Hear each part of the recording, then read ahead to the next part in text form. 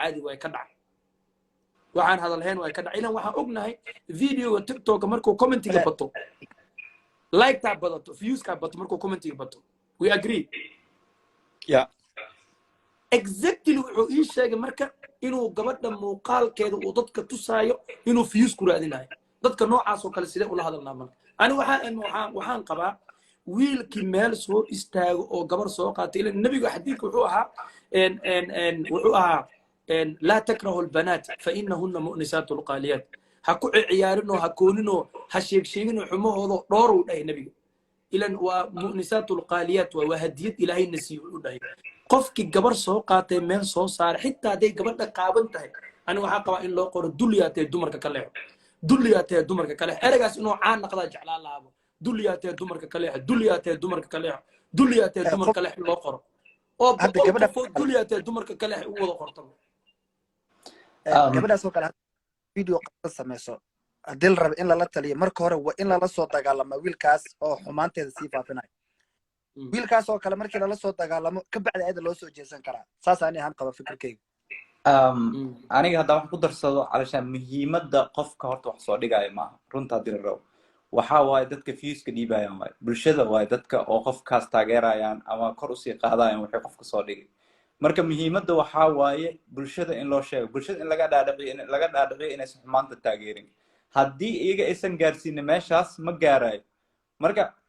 ummadda in wax loo sheego ummadda in lala hadlo ummadda in dad wanaagsan laga soo dhigo kadib waxaasoo kaleeta iikaanba saas usoo badanaynin qof walba qofkan hadda maxaa dhahdeen muxuu usoo qaatay sawirkan ama videogan wuxuu usoo qaatay si oo views ka helo wuxuu ogyahay hadduu waxun soo dhigo in uu ummadda views ka helayo laakiin hadduu ogaan lahaa in qof walba sida hadda adhihi sidoo kale taariikhda u dhahayo dulliyaatee dumarka Soomaaliyeed ka leexo hadduu qof walba u dhahayo ogyahay sooma uusan dhigin lahayn marka saas daraadeed aan waxaan dhihi lahaa marka hore bulshada intaas hadda ii sameeysiin Soomaalida erayga qofka wuu keenaa wuu socdaa muhiim ah erayga ina aniga keena laakiin erayga waxa waaye eray aan dadkeena ku badbaadsanayno waa ahbaabi qof kasto saaka codkeena maqlaayo sida waqtigiina noogu bixiseen anagana waqtigiina nagu bixinin sida noo jeceshiino walaalihiin aan u nahay anagana walaalayn u tiin muhiim ah inaan mar walba wada hadalno laakiin inta isku jeedno anaga aan noo jeedin anagana aan nii jeedna muhiim ahbaabi waxaan iga codsanaa sidoo mar walba eray oo u socdo nin walba oo aragtiin oo gabar ka hadlay oo gabar muuqeeda soo qaato wallahi ilaahay dartiisa aniga codsanaa ilaahu qof walba commentigaas u qoro miisaanka xasanaad musaar nin walba oo gabar walaashiisna walaashiina amal kala soo qaato oo muuqaalkeeda reaction ka bixiyo oo way soo jeesato dhaho oo dadka qaawnideeda sii tuso oo qaladka gabadha ka dhaca sii tuso qof kasta u qoro dulliyaatee gabadha ka leex ama dulliyaatee dumarka ka leexo ilaahu miisaanka xasanaad musaar amiin dhaho walaalayaal amiin iyadana gabadhaas walaasheena wax kala dhihi meena ilaaha qofku raba asture ilaahay azza wa jalla waxa weydiinayna walaaleen inuu ilaahay noo asturo amiin dhaho walaalayaal amiin anaga waa dhibsaneena mana ogolin mana qaadeen mana yeeleno waxa xitaa aniga caruushaan u arkaa bahdil u arkaabo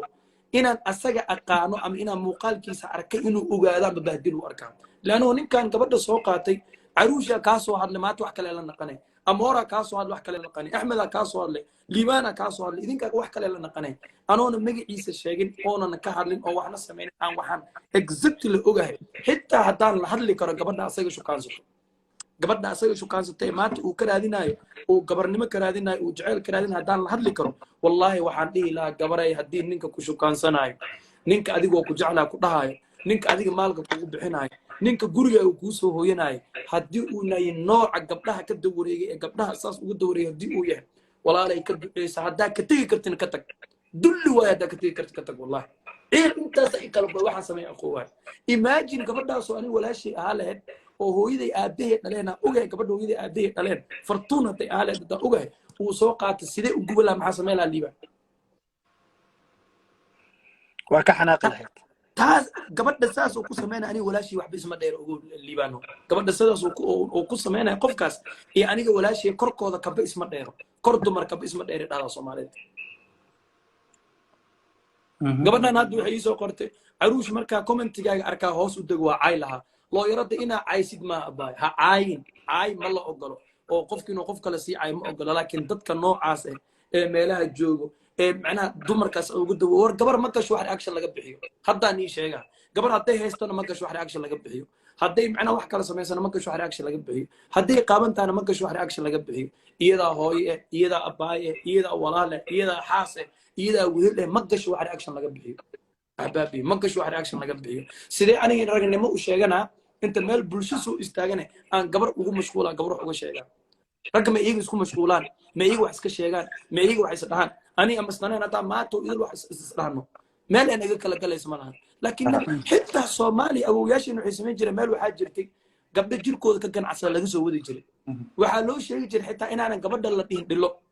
gabadha dhilaysatay jirkeeda gado xitaa waxaa loo sheegi jiray inaanan dhilo loogu wicin rag waxaa jireen inay inta baxaan gabdhaha jirkooda ka ganacsada meesha loogu tago inta tagaan gabar inta kasoo wataan guursado inta guursado guri degsado dhaho meeshaan ii deg joog inaan waxa ugu weyn ee gabadha inay jirkeeda gato salaad maqrib aan dukanaya inay isqaabiso gaarsiin karo waxa waaye waa maxaa la dhihi jiray dan waaye dan iyo duruufa intaas gaarsiisa qaacidada dhihaysana gabar xun ma jirta ninaa xumeeye walaalayaal oo ilaahay ka baqno anaga waa nila joognaa walaalihiinana saddexa meeshaan ku saarana inaan raali arrintaas keena ujeedin ilaahay ka baqa qof allaala qofka waxaas ku aragtiin baleeceeya liibaan ugu dar mastanaan ugu dar lifekana noo soo khatam insha allah ani wallahi waxoogaa waxaa naqdaba waxaa igu furma ma fahmi maba sii hadli karin kaa siiyo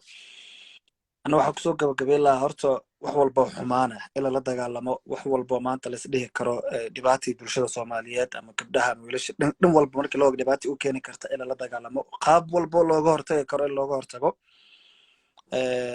aruush adna waa kaaga mahad celinayaa waanada quruxda badan amaantana siisay waxaan is dhihi karaa caawa wax badan iska bedesha arrintan saaxiibkeen sidoo kale waa mahad celinayaa aadan u mahadsantiin saciid hay horta waxaan dhihi lahaa idinkaa dhahay laakiin horta hanuunka ilaaha iska leh gabdhahan ilaaha soo hanuuniyo inta haleysan qaarkood waayo laftigooda dhibta laftigooda dhinacay ka haysataa sababtay tahay ayka laftigooda muuqaalo oo aansi xumo amase muuqaal ay ku niikanaysa baraha bulshada soo dhigaysaa muuqaalkaas hadduu hal sikin mise 2 sikin yaallo dada u diyaarsano la dega muuqaalka seefaa leeyahay meeshaan social media waaye hadduu mar muuqaal kaa fakado gamuun faraha ka baxoo kale waaye dib uma soo laabanayo waa la sifgaraysanayaa boqolaal ciwaan kale la gelinayaa marka waxaan leenahay gabdhaha ay kana taxadara qof kasta oo gabar ii sheeg walaashiis ah rabo inuu ceebteeda banaanka soo dhigo mise fiidiyaasheeda wareejiyana wallahi maalin asagay ku imaanaysaa mise walaashiisa qabsato mise xaaskiisa mise miduu dhalay qabsato xanuunkaas maalin kulley marka caadus adna ku maasan tahay walaalkay waxaan idin leeyahay dhammaantiin xaq allahna wada tuso dhammaanteen waan idin salaama abu masi hadli karaani dhammaantiin waan idin salaama allahna barakeeyo anaga inaan ka xunnaana waa ka dhiidhini ilaahayna qalbigeena u jeedaa mana ku jirno mana la socono inaan idinka niiwaanino waxaa ka horeysa inaan idinka nii difaacno markaan nii difaacno kadib aan niiwaaninayna gabadhaas qaladka ka dhacay xitaa aniga hadda qalad weyn gooni ma ka arkin jalbaabay wadataa weliba macnaha abu raali naqda gabadha markaa arkay jalbaab caadi wadataa maxamed saciid waxay wadataa baashi jalbaabka u eg oo laisku gashta ii sheeg maxaa la dhahaa okay gabadha ka hadlaysa ma gabadha ninka u dhahay masaajiga ku dhex neekinaysaa u dhahay miya xataa qalad gooni ma ka wadatay liibayna aragta umayna laftigeyga masaajidka isbahaysiga waa arkay videogaas gabadhaas wax ka anigu uma malaynaa wax qaldad inay samayso oo weyn whatever ay samayso ama whatever ay dhahda absolutely waxaa qalad ahaa erayada uu nin rag oo ragnimo saaka nala sheegeenaa isticmaalay uu leeyahay xitaa guur ma gasho walaashiis ma ogolaaleen in la dhaho guur ma gasho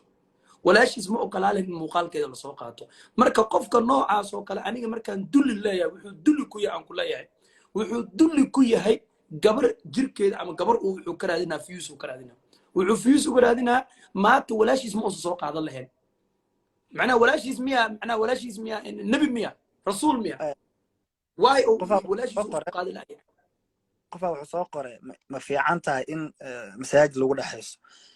qaladka qof uu qaldamay ma qaldamo waa ilaah inuu qofka qaldamo lama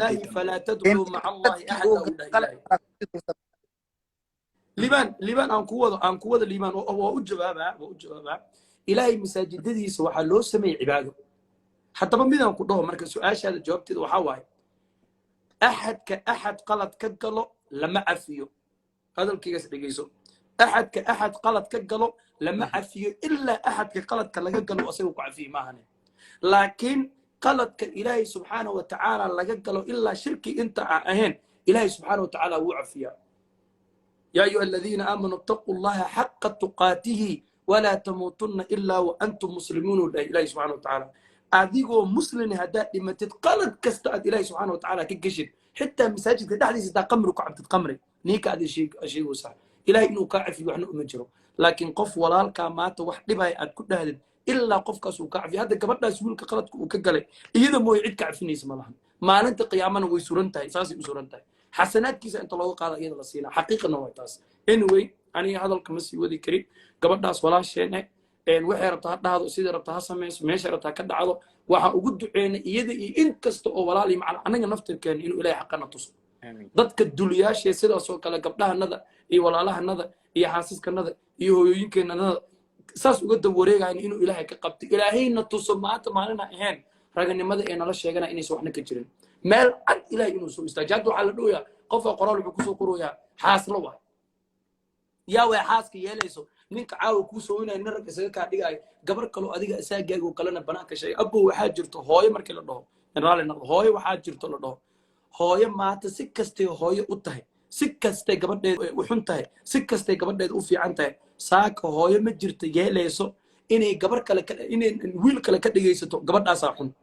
ani hooyaday dhashay 9 bilood soo watay maanta wax kastaan sameey hooyo gabadhan gabar xun waa miga dhageysanayso way ugu dhageysanaynin waxay ogtahay inay gabar tahay waxay ogtahay inay controlate tahay waxay ogtahay inay qofka